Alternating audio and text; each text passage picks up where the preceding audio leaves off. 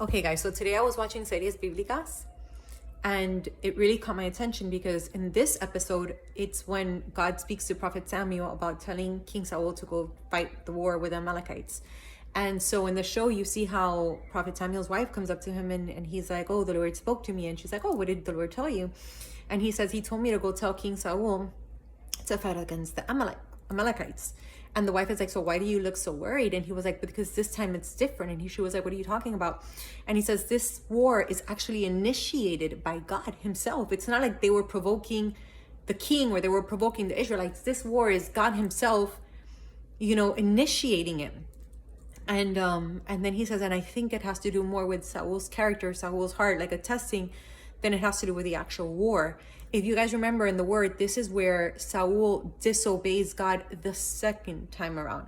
To me, I would always be like, but God, Saul repented, but God, you don't think that's harsh that you would take the kingdom away from Saul? But as I watch the series and I watch the details, I realized that it's true. He didn't honor God. He didn't obey God.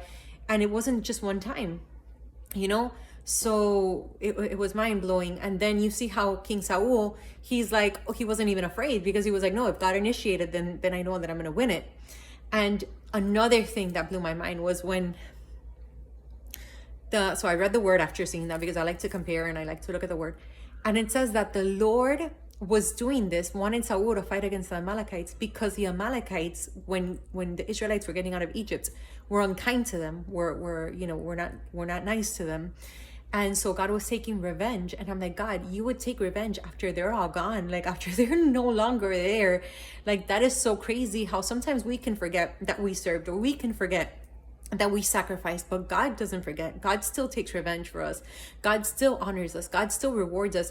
It even reminded me of King David when his grandchildren's children were bad, and God would say, but because of David, I did not remove them, or because of David, I showed mercy unto them. And I'm like, man, God is so precious and so good. And not just that, but it says in the word that there was these people living amongst the Amalekites that God told Prophet Samuel and to warn King Saul to tell them to get out, because they had been merciful to the Israelites when they were getting out of Egypt.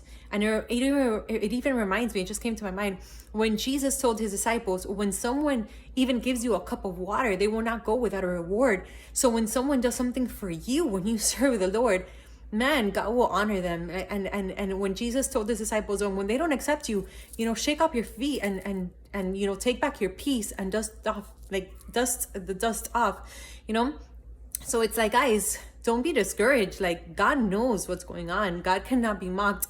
God will defend you. God will defend his people.